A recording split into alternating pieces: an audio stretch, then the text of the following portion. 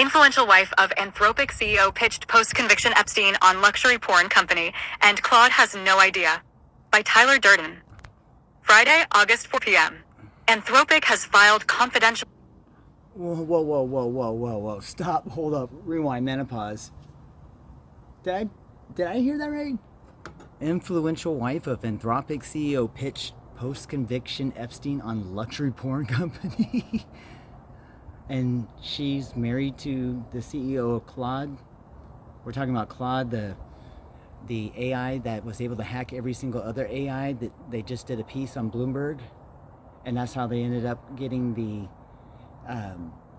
contract with the United States, and the other AIs teamed up with them. That Anthropic. Oh shit.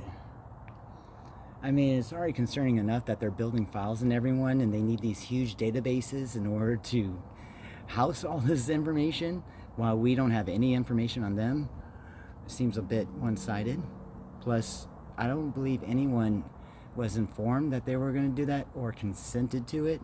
And now we're finding out the company with the most power, the CEO's spouse, who is probably very influential, literally tried to solicit none other than Epstein, of all people, after he got convicted for a literal porn company. Oh, Jesus Christ.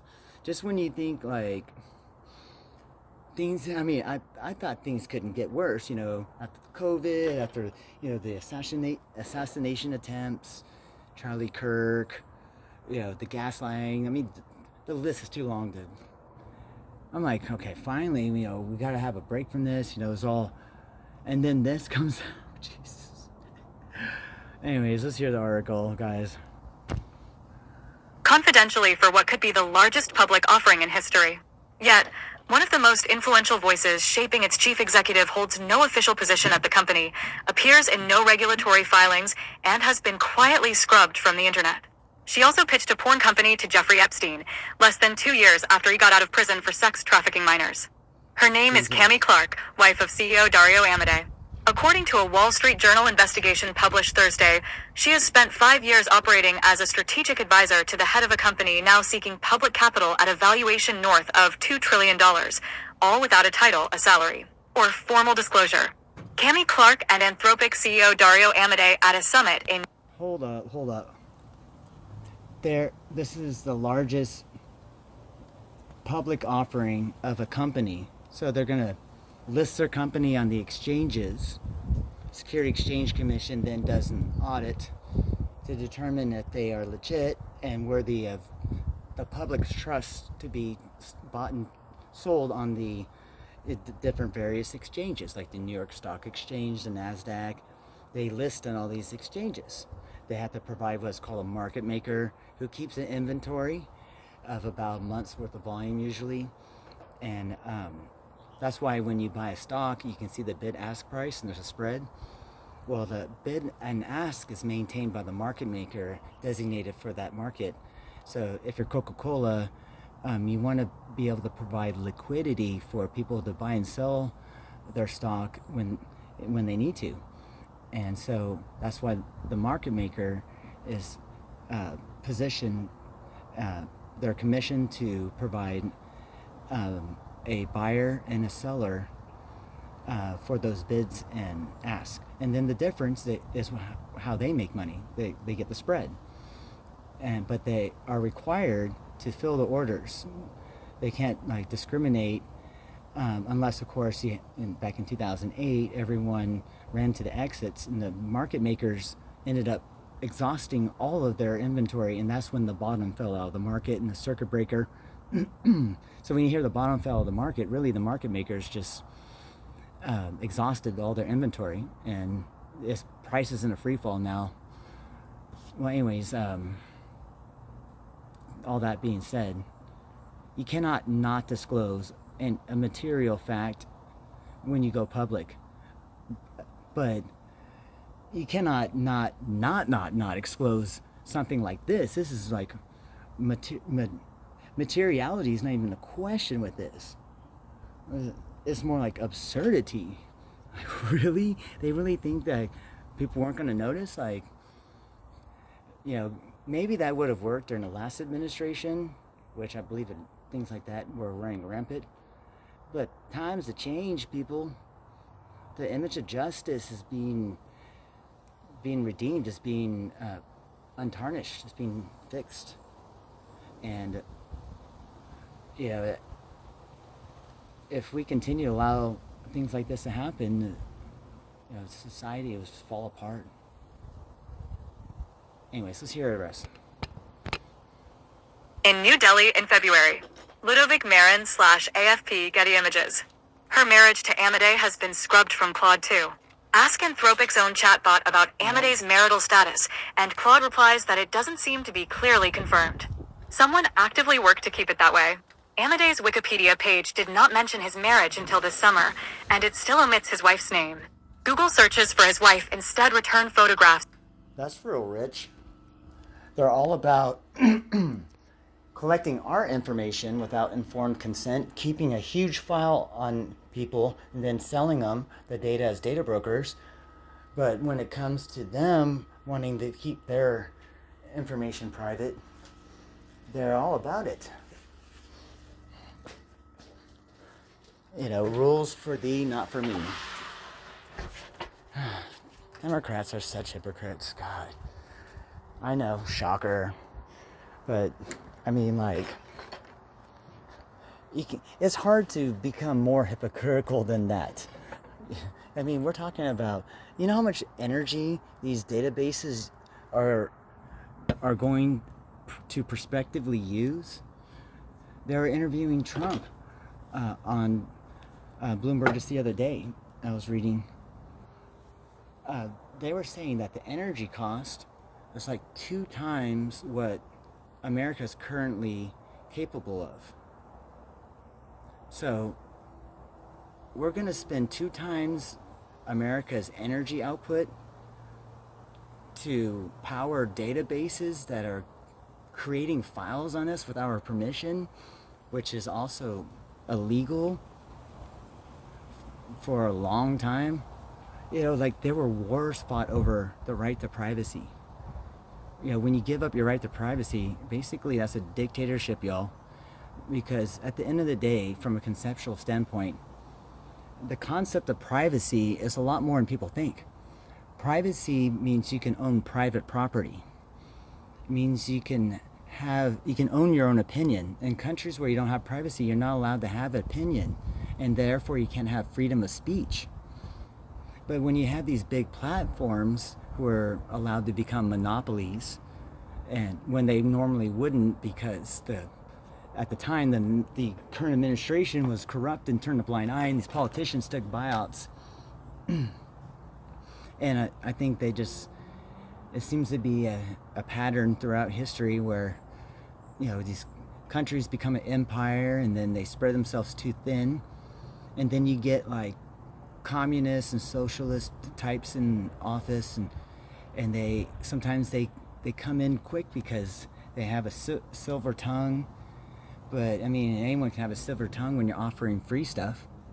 And then they monetize these free offerings, these bills, with debt. They monetize the debt.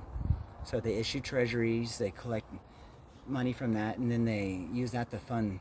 Well, they're putting off that debt to younger generations, and without any due care as to how that might affect them later on. And it seems like they're doing that with the intent to try to cause the United States debt situation to become unstable, which it almost did. It was so close. That way they can then say, look, capitalism is bad. We got the solution, and then they can be the hero and provide the solution, even though they were the ones who infiltrated the country from the inside and tried to poison pill it by rigging the elections and getting their people in there. And then they tried to change the demographics by bringing 12 million undocumented people into the country added what was like $15 trillion to our debt. I mean, like, that's not like a hostile attack on our country. I don't know what to tell you. We would be better off fighting a straight up war than having 15 million people illegally come to our country and then forcing upon us without one Republican vote. I mean, to the point where it was so egregious that even one of the bills that they passed, and since they had control of all three branches, even if the Republicans didn't agree to it, they can force it through reconciliation, which Trump can do also, by the way, with the Safe America Act, just FYI. But we don't want to use that opportunity on that. When we have the majority, we can save that for something else if we need to. Or maybe they have something else in mind they want to use it for, but that would be a waste. But we have that option if we need to. But the Democrats, they didn't use it for a good reason. They just did it, and it turns out that a lot of this money was basically fraudulent. They were funding agencies like USAID, thanks to Doge and Elon Musk. And the AI, they discovered that when they added it all up over 40 years, it was like $2.8 trillion. So basically, the Democrats have used $2.8 trillion to fund their fake riots, their paid protesters, their news media campaigns, their gaslighting, their indoctrinations to promote their ideologies and make people think that they are more popular than they really are. They even used it to finance politicians' campaigns, and then they implanted bureaucrats into all different levels of our society. And then they took this operation abroad. They started doing this in other countries, and this led to basically all the world hating Americans. They called us ugly Americans. But then when this became exposed and everyone found out, and then everyone came for the FIFA Cup, everyone's like, dang, we've been lied to. And like, people, like, what I don't understand is how can they become upper echelon but be like so dumb? You know, like, they don't think we're gonna figure it out and wisen up to it and then like throw their asses in prison. Like, that's, like, I don't get it. You know, like, how can someone on one hand be like the CEO and spouse of a company is having a $2 trillion public offering, and then on the other hand think they can like not disclose a colossal like 1,000 ton gorilla material fact from their public disclosure? Get the this alone should stop the public offering. I mean, like, that's let's just hear the rest of the article. This is just blowing my mind. I had to record this. I know it's like 2 a.m. My girl's like, Chris, what are you doing? But this is, people gotta know about this stuff. This is just wow. Photographs of his sister, Daniela Amade, who co-runs the company. Citing its own analysis and a person familiar with the matter, the journal reports that targeted efforts have been made to erase references to Clark online. In 1999, at the age of 20, she married 64-year-old Reno architect Waldemar Eckloff III, who had designed buildings including the city's Atlantis casino resort. They divorced 3 years later. On a now-defunct personal website, Clark said she dropped out of architecture school in 1999. Around 2010, she and Michelle Capocefalos started Edice, which described itself as a revolutionary porn company. Named for Edice Munson, Clark's maternal grandmother. I mean, like, if you're 20 years old and you're marrying a 65-year-old, you gotta be a narcissist. I mean, you can't have a narcissistic person like that running such a powerful company. You know, that. Anyway, if Epstein is any indication, suffice to say, they should do something now. Back to the story. grandmother, it aimed to emphasize sex positivity in a male-oriented porn industry and carried the tagline, intellectually promiscuous. WSJ. And she would pitch that company to Epstein. The emails. What was scrubbed from the web is now partly a matter of federal record. Clark appears in the Epstein... Intellectually promiscuous? What the hell are they talking about? Be like, hold on, babe. Can you send me a screenshot of a MRI of your brain? Because you got a sexy brain. Yeah, that's going to make me want to watch porn. These people are sick. They're deluded. Like, even their ideas are whack. They're not even, like, viable. Just blows my mind. Back to the story. Files released by the Justice Department. On March 3rd, 2011, literary agent John Brockman, the man who spent years introducing Jeffrey Epstein to scientists and Silicon Valley executives, emailed Epstein from a wired party where he was the guest of honor. You should connect for dinner with my girls, Cami and Michelle, who I met last month in Munich, Brockman wrote. Wow. Jeffrey Epstein. Bro, you're a billionaire, man. You don't have to try to act like you're a pimp. You should meet my girls, Candy and... Yeah. Girl, and bitch better have my money. Hey, what? What the hell? What is... Oh my god. Wrote. They're in LA raising money for porn movie aimed at women's market. He included a link to their site, adice.com. Clark replied to Epstein directly that night, copying her business partner, Michelle Capocephalo. Hello, Jeffrey. We would love to have dinner with you this evening. Does that work for you? She included her cell number. A year later, she circled back. Epstein didn't remember her. Cami... Hey, that sounded like some kind of swinger date or something. Yes, we'll meet for dinner. Privately. Bring wine. And lots of baby oil. I think P. Diddy might be here too. Clark, John Brockman introduced us last year at TED. She wrote on March 8th, 2012. We have the free luxury porn company. Does that ring a bell? Yes, a loud gong. A free luxury porn company? That's like a...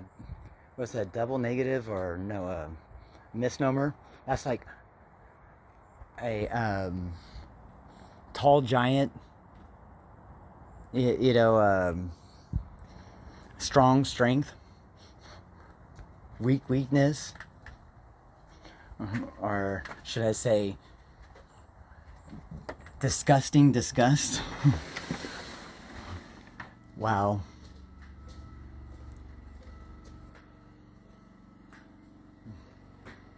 But like free luxury porn? Well, first of all, luxury is not free. Okay? So, that's like Little John. He's like that big guy on Robin Hood. These people are sick. Anyways, back to the story. Gong, Epstein replied. Haha, I was going to say, you would be the first person ever that didn't remember us, Clark answered. Epstein wrote back that he was in the Caribbean until April. As you recall, I live here, a reference to Little St. James, but am willing to look at whatever you think viable. She pitched him on investing.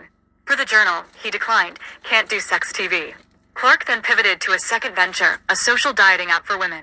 The correspondence ran for roughly 2 years, during... Wow. I mean, like, the shamelessness. I mean, it doesn't exist even in the most minute form.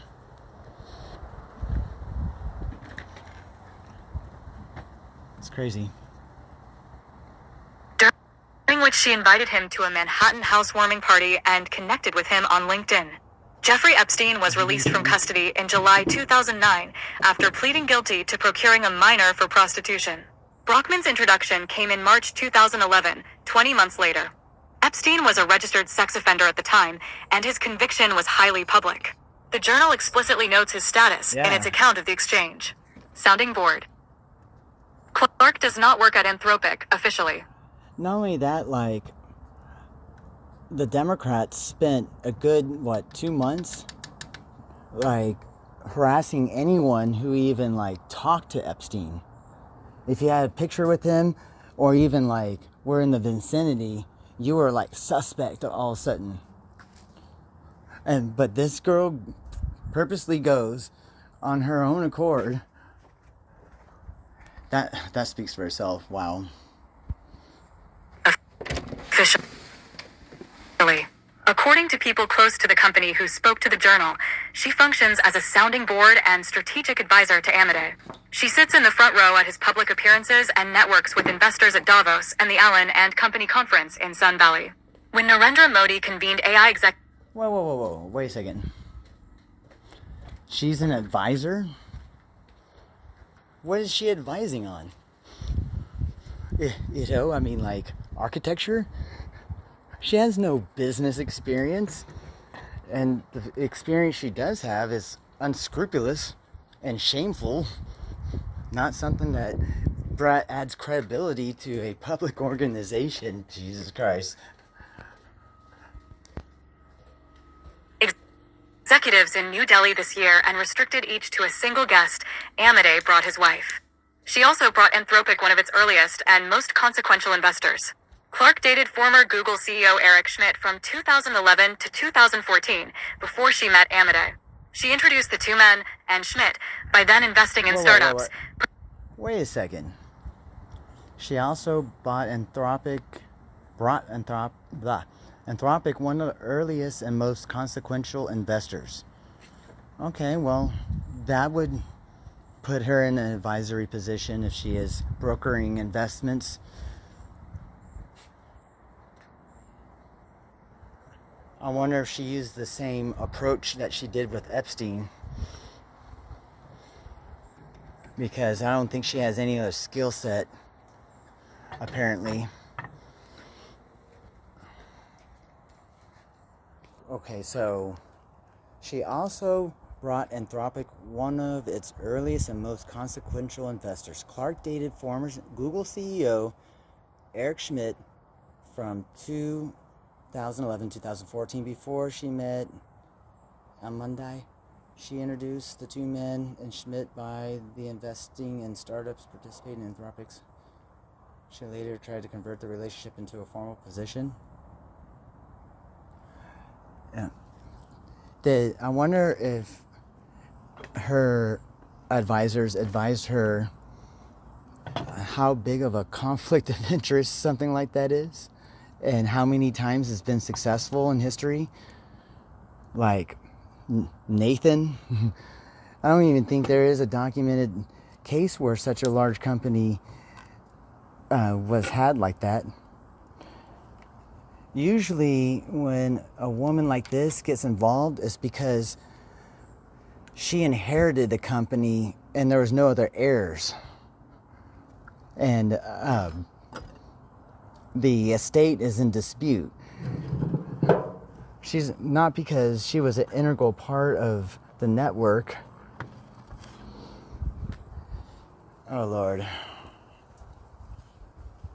Well, it's a breath of fresh air to see that these people cannot get away with this stuff anymore. And, you know, the world's going to be a better place. I'm sure of it. I hope so, because they have way too much power. Participated in Anthropic's $124 million Series A in May 2021. She later tried to convert that relationship into a formal position. Michelle Capocephalo and Clark at a gallery event in New York in 2010. Ryan McCune / Patrick McMullen / Getty Images. In February 2021, Clark pitched Schmidt on an investment vehicle called the Mother of AGI Fund. Per a 40-page proposal reviewed by the Journal, its stated purpose was to be an elegant solution to formalize Cammie's involvement in Anthropic, Dario's company, manage Eric's investment, and invest across the broader AGI ecosystem. Daniela Amadei and other co-founders opposed it, and the proposal went nowhere. Clark and Amadei married the following year. More recently, Clark has been carrying the company's political water, telling political insiders that Anthropic's mission is to protect America and that the company is not as woke as critics claim. What I want to know is, how are the CEOs of our major companies involving themselves with such a such a woman like that. That is concerning. But they're also AI nerdy guys, so I think any woman in general kind of like has an abnormally large amount of power over them. You know, they're powerful when it comes to the computer, but when it comes to the woman, I do not believe that's an area they excel in, and thus makes them vulnerable. But you know, you should be able to have some restraint if you're going to be a CEO. I mean, like, dude, you're like a gajillionaire, man. It's not like there's a shortage of women out there. Give me a break. Why? Just get one of your groupies, you know? Jesus Christ. Go to Vegas or something. People, you know, just go to the massage parlor, get some love me a long time. Some sake. Oh, Mr. Clark, I see you here. You're back again. You've been here every day this week. You sure your wife not going to be happy with that? Anyway. This pivot follows the Trump administration designating Anthropic a supply chain risk after Amadei refused to lift restrictions on the Pentagon's use of Claude, a designation the company is currently challenging in court. At Sun Valley in July, she lunched with Ivanka Trump and spoke with Jared Kushner. That's what I'm saying. Anthropic got the deal with the U.S. government. And the fact that these people are integrated with our government agency is a national security issue now. Seriously. Especially after all the stuff that we had to go through with Epstein.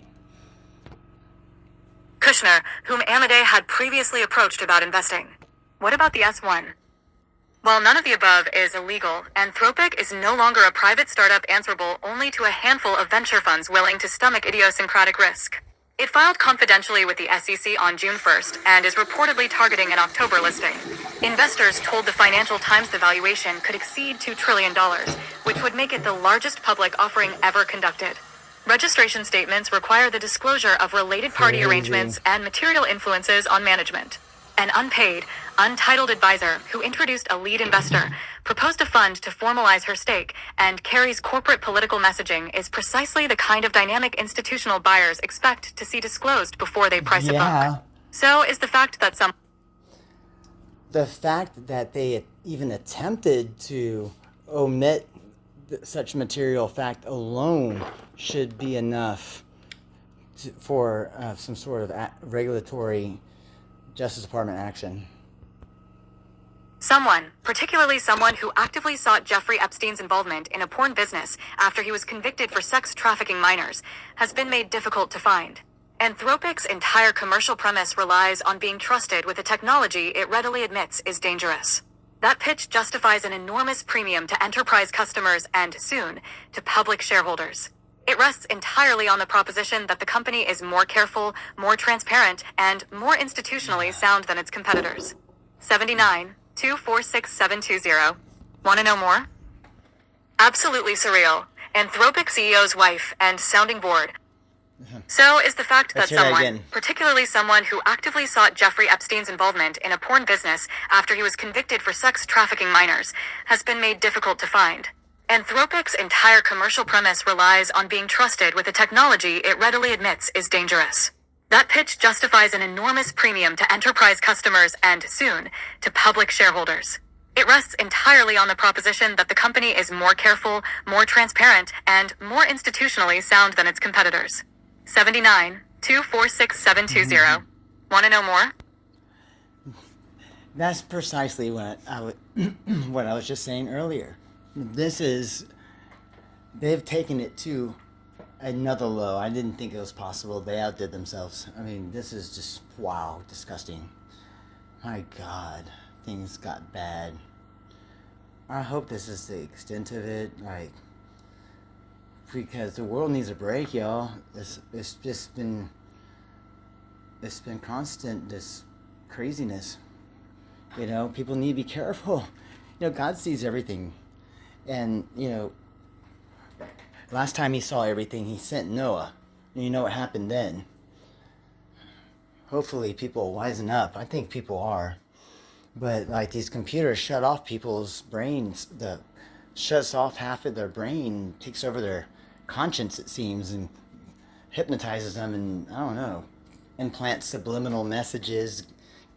And when your brain is in analytical mode all the time, and you're not able to use your intuition, then you can become susceptible to subliminal or nonchalant or suggestive any sort of influence. And since they have these huge files that they're collecting on us, they know our habits, our traits, our likes, our dislikes, and so on and so forth. That making us exponentially more vulnerable to this type of attack. It's an attack, y'all. It's like, it feels like an army mounting at the gates of a castle ready to siege. Yeah, I doubt Trump's gonna let that slide. You know, Trump's cabinet, his Justice Department, they're gonna be like, yeah, no, like don't even think about it. But the fact that they're trying to hide her now, I'm like really, like we're not gonna find out. But you know, the 6 degrees of separation, you know, Kevin Bacon game, used to be 6 degrees, and I remember that before the internet. But when you take into account the internet, social media, now AI, and then supercomputers with their qubits, we're talking more like 3 degrees of separation. This has been a quantum order of magnitude difference. And information travels quick. You know, you saw how fast things got leaked, and you know, like markets used to take months to price in information. Now it happens like instantaneously, like within a few days, sometimes within a day. And then the price is right back to where it was. That's why in my other videos, I say void margin accounts if you can. Instead, use leveraged ETFs. But for that very reason, they're now getting bloated too, which people have been sounding the alarm on Bloomberg. But they've been doing that for a long time. And it's starting to sound kind of like the whole climate change mantra. Like every 7 years, oh, we're all going to die, you know. Blah, blah, blah. Like, okay. Well, they've been saying that for like 30 years now or something. I'm not saying that climate changes, plural, because the climate changes, it doesn't change. You know, when a lake dries up, that's because the climate changes. No, you know, climate change didn't make the lake dry up, guys. You know, it's so obnoxious and arrogant that they think that for some reason they can reinvent the wheel of the most widely used language in the world and just change the definition. Yeah, they did the same thing with equity. You know, and equity is like one of the most basic concepts of capitalism, of a society, of a constitutional republic. Oh, Right. sorry, babe. Almost walked in the bathroom, my girl. You know, and then equity means ownership. Think of your house. You know, you buy your house, you got a loan at the bank. The difference is your equity. That's how much you own. You know, you work hard for that. But they're trying to change the definition of equity to after you worked hard for your house, they're going to take your equity out of your house and then give it to someone who didn't work hard because they decided based on their definition that person should have it in order to make it equitable, even though they didn't earn it. And that's where we get this DEI stuff. Didn't earn it. You know, you didn't earn it. They keep on coming up with these devices to, you know, it's all the same thing. It might work, you know, for a little while until you run out of other people's money, but we're not going to allow that to happen. You know, they thought they could monetize the debt. They thought they can usher in all these illegal people. Ain't going to work, y'all. And Anyways, this is KW Podcast signing out. Hope everyone's having an awesome evening. I know I'm right about to. Wink, wink. All right, y'all. Don't forget to like and subscribe. Never too busy for referrals. Hit that share button. And don't forget to hit the alerts. That way you get the information from us right away, especially if you're a trader, because I throw out trade signals sometimes and you got to act on right away. If you don't have the alert, you're going to miss the boat. All right, y'all.